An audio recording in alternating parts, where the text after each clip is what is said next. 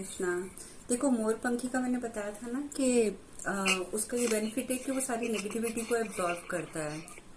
तो आप अगर अपने ऊपर भी करते हैं ना, मोरपंख लेकर अगर आपने वो मंत्र हाँ किया, दीदी।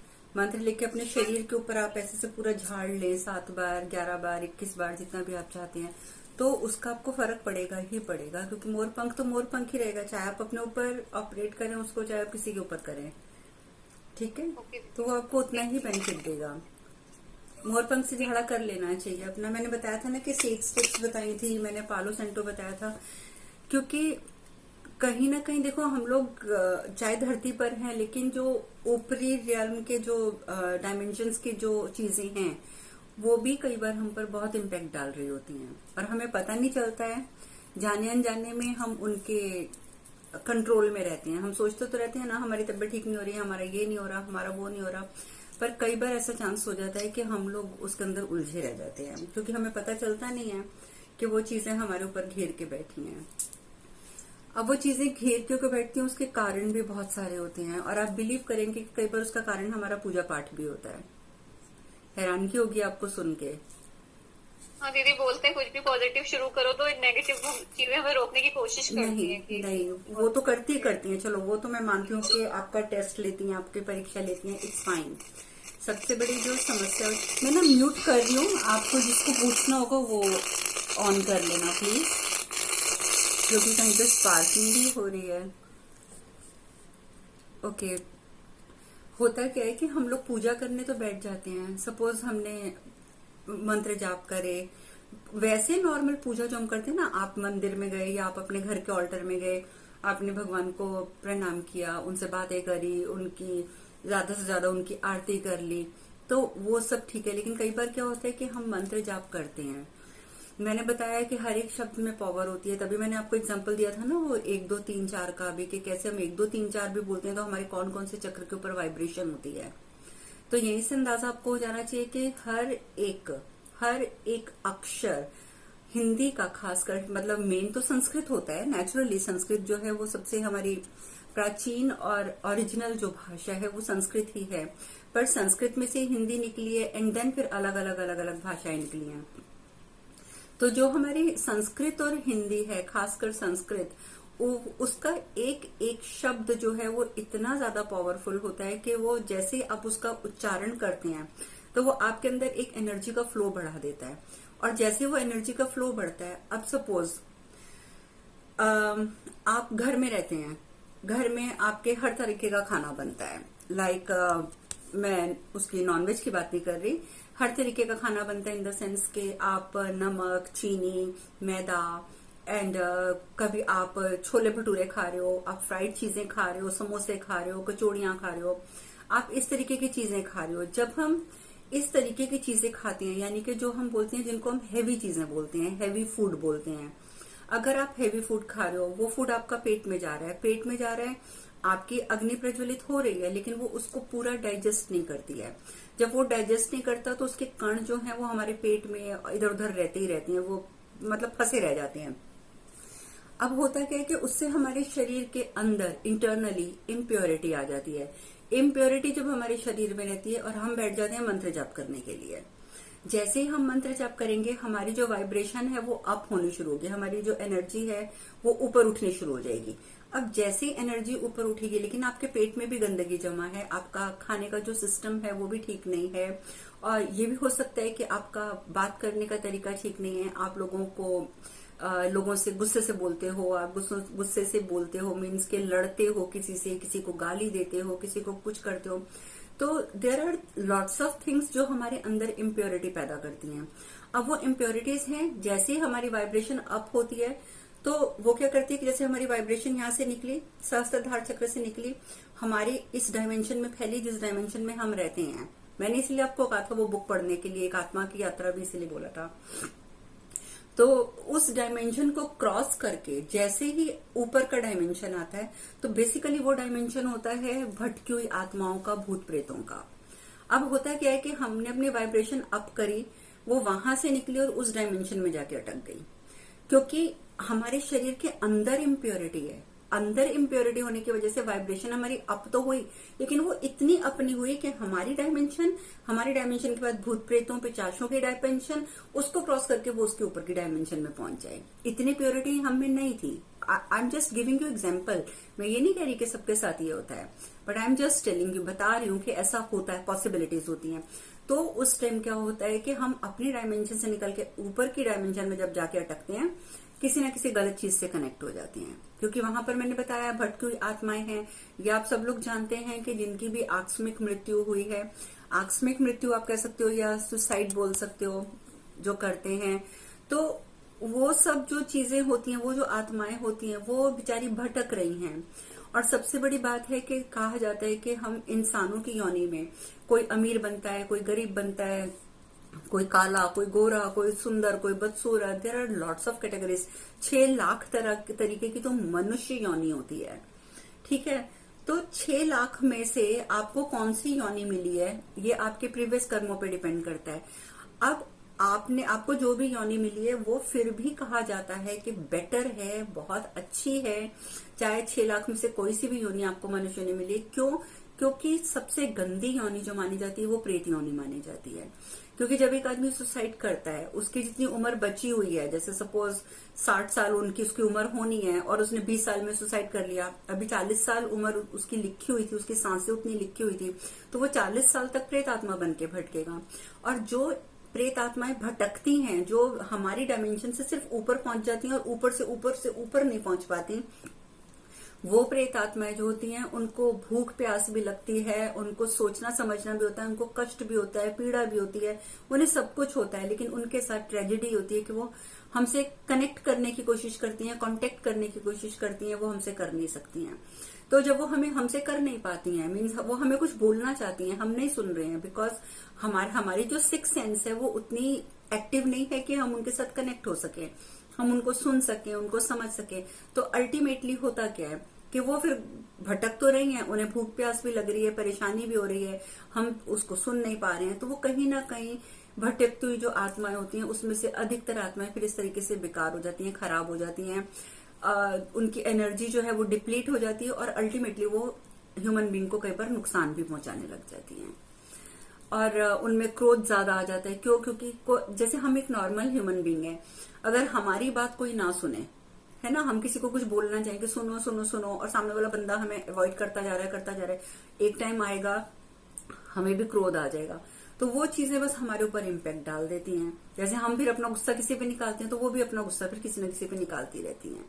तो इसलिए होता ये है कि हमने अपनी वाइब्रेशन उठा ली और पहुंच गए हम उनकी डायमेंशन में, और उनकी डायमेंशन में से किसी न किसी को हम अट्रैक्ट कर लेंगे और वो हमारे पास आ जाएगी और हमें परेशानी देगी।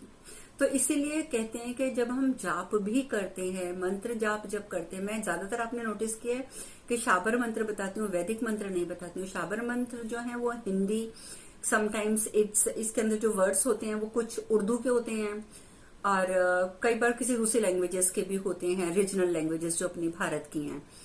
तो वो जब शाबर मंत्र के वो शाबर मंत्र पावरफुल पूरा होता है, क्योंकि भगवान के मुख से निकला हुआ है तो वो पावरफुल पूरा होता है, लेकिन उसके अंदर के जो शब्द हैं वो आपकी एनर्जी को इस तरीके से नहीं उठाएंगे कि आप झटके से उठेंगे और आप जाकर कहीं पर भी आपकी अटैचमेंट हो जाएगी किसी भी डायमेंशन में।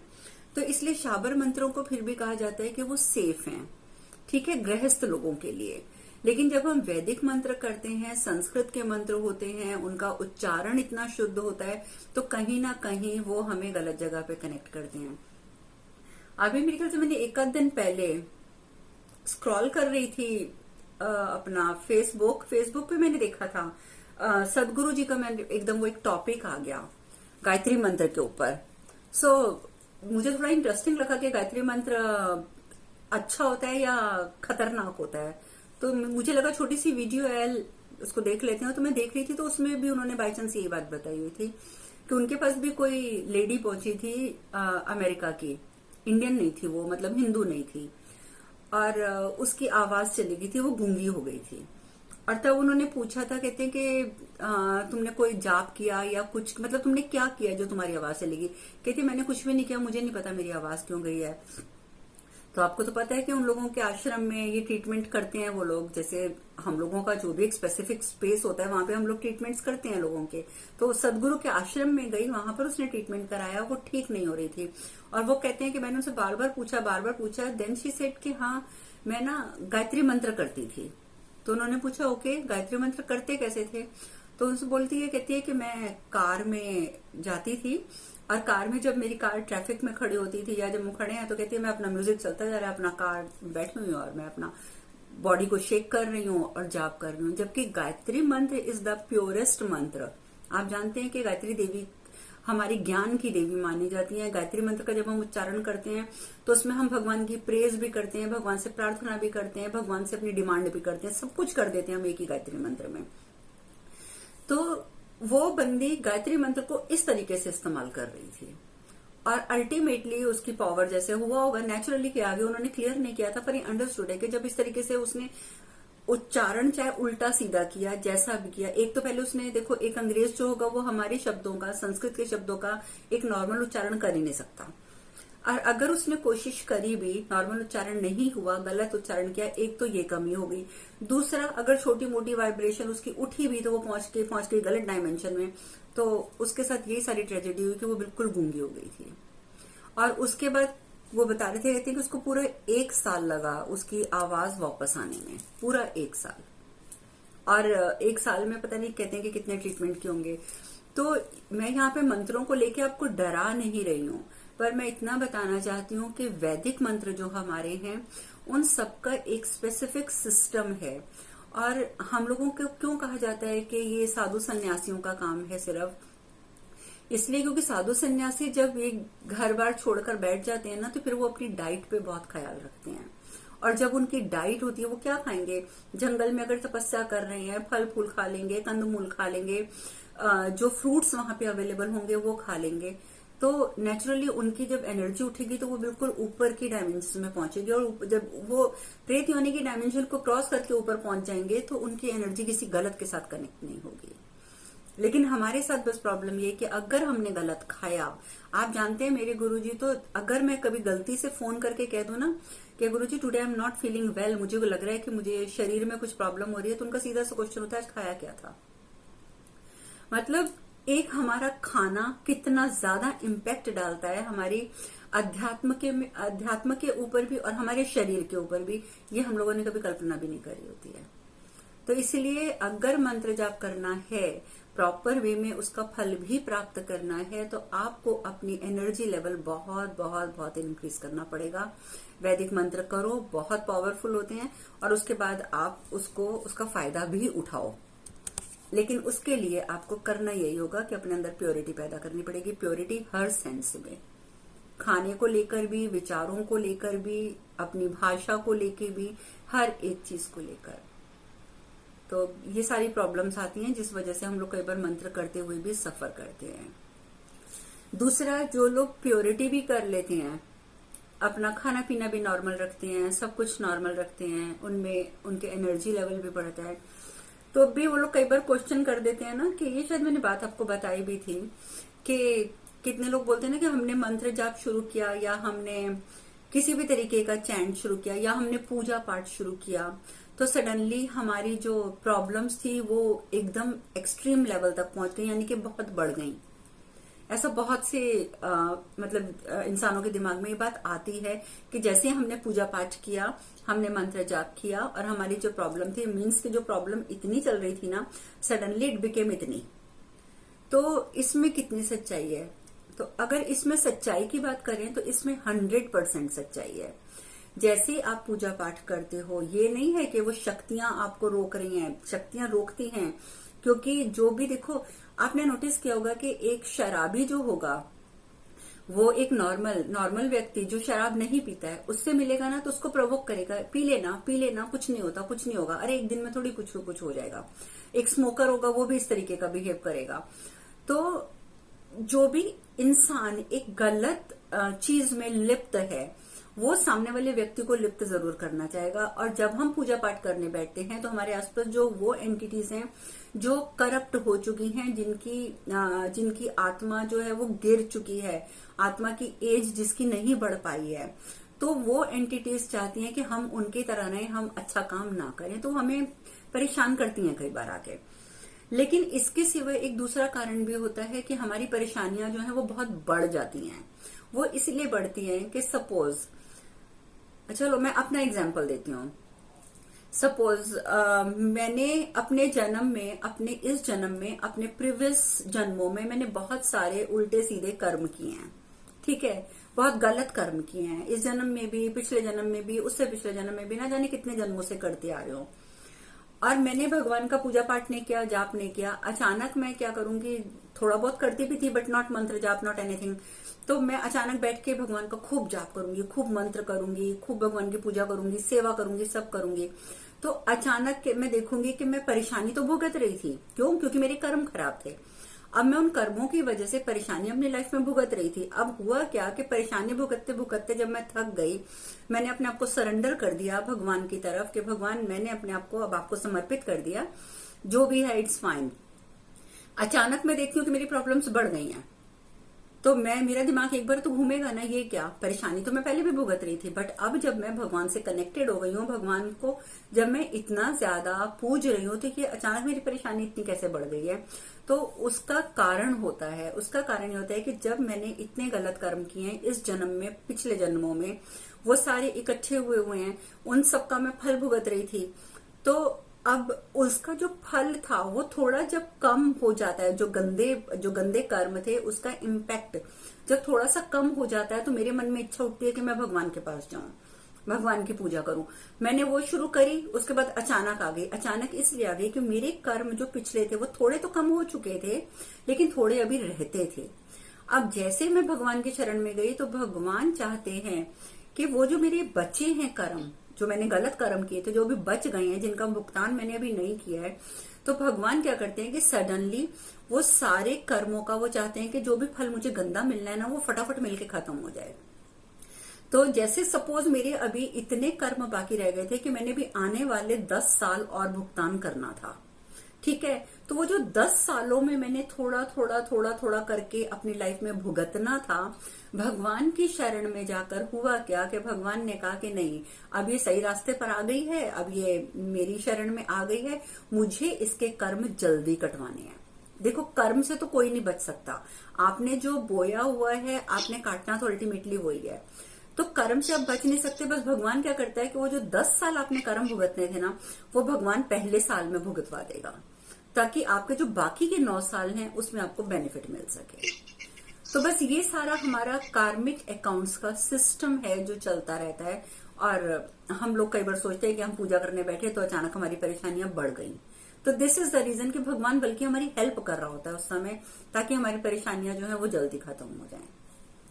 अब ये चीज क्लियर हो गई या नहीं? क्योंकि मेरे पास इससे रिलेटेड काफी क्वेश्चंस आए हुए थे।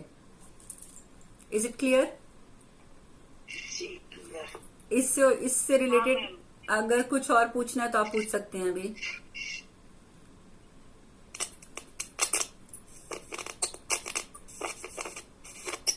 जो भी मंत्र स्टार्ट होता है ओम से, सो क्या वो हम पीरियड्स में कर सकते हैं? जो भी मंत्र स्टार्ट होता है विद ओम।